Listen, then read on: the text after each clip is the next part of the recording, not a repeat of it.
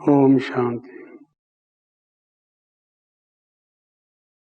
आपके बीच में उपस्थित हूँ। आप सब देख रहे हैं कि मैं ठीक ठाक हूँ, कोई समस्या कोई प्रॉब्लम नहीं है।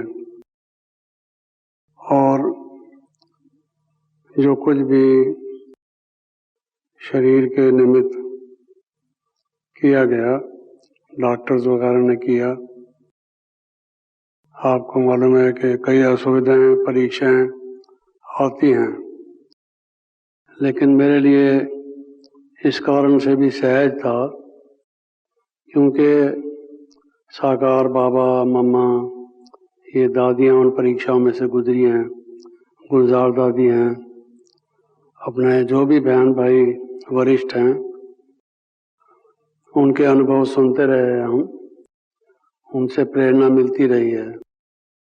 तो जैसे पहले से भी किसी बात की प्रेपरेशन हुई हो, क्योंकि इस पढ़ाई का एक चैप्टर ये भी है, अंत में सबको शरीर की परीक्षा तो आनी है।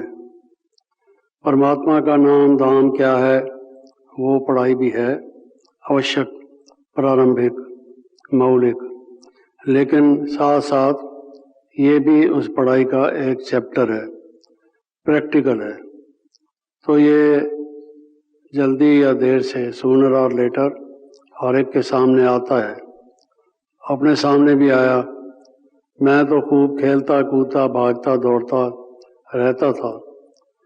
लोग कोई कहते थे कि ये बुजुर्ग हो गया है बालों को देखकर, वरना मुझे कभी ऐसा महसूस नहीं हुआ था।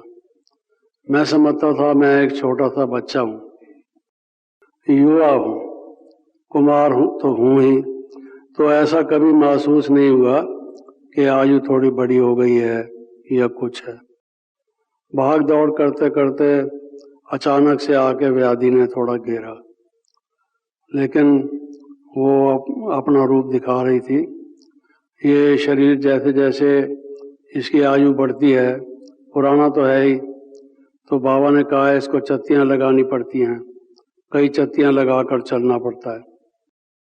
सुनते रहते थे। अब ये अनुभव की घड़ी भी थोड़ी सी आ गई।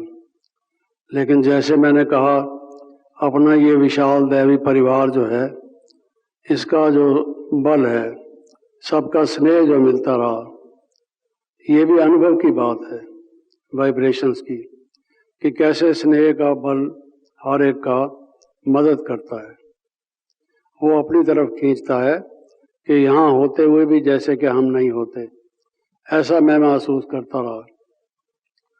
कभी दादी जी का फोन आता रहा, कभी क्या रोज लगभग आता रहा मधुबन से, दादी जानकी जी का आता रहा, गुलजार दादी का आता रहा।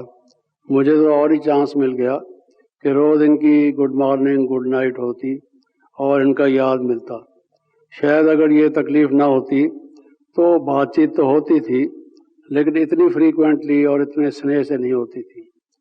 दादी जी के वो जो शब्द थे जिस वक़्त मेरी तबीयत के लिए पूछती थी, वो शब्द और ज़्यादा प्यार के भरे हुए थे, वो भी ड्रामा में नूंद हो गए। तो इसके निमित्त कई ऐसे हमें प्राप्तियां हुई, लाभ हुए। जब शरीर के साथ डॉक्टर्स ने अपनी क्रिया की भी सही, तो उसके बावजूद, उसके बाद भी या उस समय भी मुझे कुछ ऐसा अनुभव नहीं हुआ। ये जो अभ्यास है बाबा ने जो हमें सिखाया हुआ है, योग का अभ्यास जिसे हम कहते हैं, चाहे हम लोग उतना तो नहीं करते जितना बाबा कहते हैं।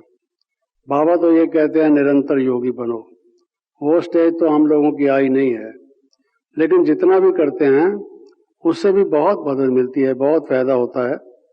तो वो जो कुछ करते रहे, वो कहने लगे कि आपको उल्टी का विचार होता होगा। मैंने कहा नहीं। अंदर से घबराहट होती होगी, नहीं ऐसा नहीं। सिर चकरा रहा है, नहीं ऐसा नहीं, इत्यादि इत्यादि पूछते रहे। खामखा मुझे उस चीज की कॉन्शियसनेस दिलाते रहे, लेकिन उस क्रिया में उनका पूछना जरूरी होता है, क्योंकि फिर ऐसी स्टेज पर वो स्टॉप कर देते हैं। मैंने कहा नहीं, आप इसको कंप्लीट कीजिए। तो ये क्या था? ये बाबा का जो सिखाया हुआ योग था, योग का प्रयोग था। बाबा की मदद थी, बहनों भाइयों का स्नेह था, मैंने देखा, ये अनुभव किया। फिर जो दूसरे दिन 2 दिन छोड़ के उन्होंने किया, वो उससे थोड़ा अधिक सख्त था। उनका ख्याल था कि आज तो ये याद करेगा नानी को, कुछ कठिनाई इसको आएगी, लेकिन गलत निकले। उनका विचार गलत निकला।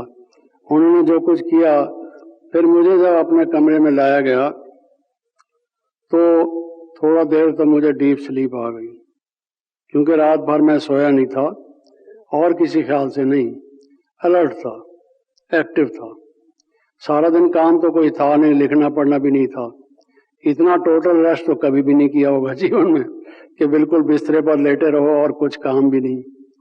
तो रात भर बिल्कुल नींद नहीं थी। सुबह को ले गए, उसके बाद जो उन्होंने किया, थोड़ा नींद का झपका, कुछ देर डीप स्लीप में था। उसके बाद जो अनुभव था वो बहुत अनमोल अनुभव था। मेरे जीवन में एक विशेष अनुभूति थी। ऐसे पहले अनुभव करता रहा हूँ, करता रहता हूँ, लेकिन वो काफी टाइम की थी, लगभग 2-2.5 घंटे का अनुभव था। वैसे जब हम कभी करते हैं 15-20 मिनट, आधा घंटा कर लेते हैं।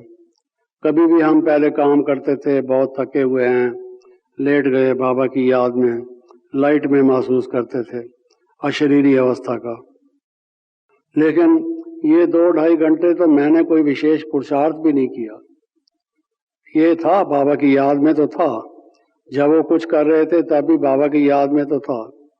वो डाल देते हैं एक मशीन में, MRI करने के लिए, इलेक्ट्रोमैग्नेटिक सिस्टम से वो वर्क करती है, उसके अंदर डाल देते हैं तो समझो तो आज गया, उसके अंदर ही आदमी। लेकिन बाबा मेरे साथ है, मैं बाबा के साथ हूँ। मेरी कॉन्शियसनेस ये थी। ऑपरेशन के टाइम आपको मालूम है, जो डॉक्टर लोग ड्रेस पहनते हैं, माफ करना, बड़ी अजीब सी पहनते हैं।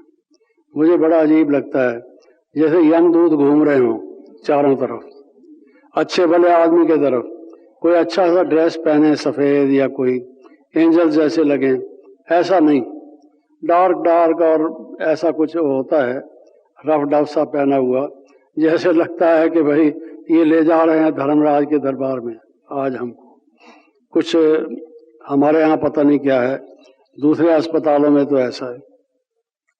तो मैं जब वो 2-2.5 घंटे अपने कमरे में वापस लौटा, मुझे बहुत है जी, तो 2-2.5 घंटे मुझे बहुत अच्छा अनुभव हुआ, बहुत ही अच्छा अनुभव हुआ। मैं यहाँ होते हुए भी नहीं था, शरीर चारपाई पर था, लेकिन मैं ऊपर की दुनिया में था, लाइट था, लाइट की दुनिया में था, बाबा के पास था। नीचे देख रहा हूँ, लोग खड़े हैं इंतजार में, कुछ बात करना चाहते हैं। कोई आता है, पूछता है ठीक तो हो, कोई तकलीफ तो नहीं हो रही। बोलने का मन नहीं करता, जवाब देने की इच्छा नहीं होती। ऐसे लगता है कि वो दुनिया ही अलग है, उसी में रह जाएं, क्या नीचे जाके करना है। सुख है तो यही है, अनुभव है तो यही है।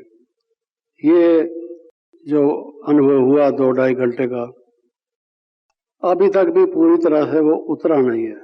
हम आपको बताएं, अभी भी आप सब बैठे हैं मेरे सामने, पहले भी बैठता रहा हूं इसी हाल में, कुछ अजीब सा लगता है, कुछ कैफियत, कुछ हालत भी अलग है बिल्कुल। ऐसा मालूम होता है जैसे उपराम हो कोई। काफी टाइम से वैसे भी मैं उपराम तो हो चला था, लेकिन ये उपरामता कुछ अलग टाइप की है, जैसे यहाँ होते हुए भी यहाँ का भान नहीं है। कशिश की बात नहीं, कशिश तो पहले भी नहीं थी, क्या कहूँ इसको, शब्द नहीं है मेरे पास, मैंने सोचा नहीं अधिक इसको क्या कहना चाहिए। लेकिन ऐसा लगता है वो दुनिया अच्छी थी, वो अनुभव अच्छा था। और ये बखेरा है, ये लफड़ों में पड़े रहते हैं, ये करना है, वो करना है, वो करना है, करना है सब, दौड़ धूप तो कर ली, लेकिन जो करना है उससे हम गाफिल हैं, ऐसा महसूस होता था। अभी भी मैं कोई उतना ऐसा नहीं कि मेरे योग का चार्ट बहुत ज्यादा बढ़ गया है, आप कहीं समझे मैं निरंतर योगी हो गया हूँ, it is not a fact. लेकिन पहले से फर्क तो पड़ा है। और अनुभव के लिहाज से मैं ये कहूँगा, अनुभव के लिहाज से तो जो विधेय अवस्था या अव्यक्त अवस्था होती है वैसी पूरी ना हो मैं नहीं कह सकता, वो तो बाबा वेरीफाई करें, लेकिन पहले से और अब में फर्क तो है। बीच में तो कम से कम महसूस करता हूँ, एकदम स्थूल या ग्रास तो महसूस नहीं करता। ये फायदा हुआ। बाकी लंदन में जितना टाइम मैं था तो मैं ऐसा नहीं कि कोई अपने इलाज में ही लगा हुआ था, सारा दिन वहाँ सर्विस करते थे। अभी ये युवाओं की क्लास है, अभी महिलाओं की क्लास है, अभी कुछ सिंधियों की क्लास है, अभी नए लोग आए हैं, अभी जनरल क्लास है। दिन में 3-4 क्लासेस कराता रहता। कुछ मिलने वाले VIP वगैरह आते थे, उनसे आई वॉज बिजी, सारा टाइम बिजी थे हम।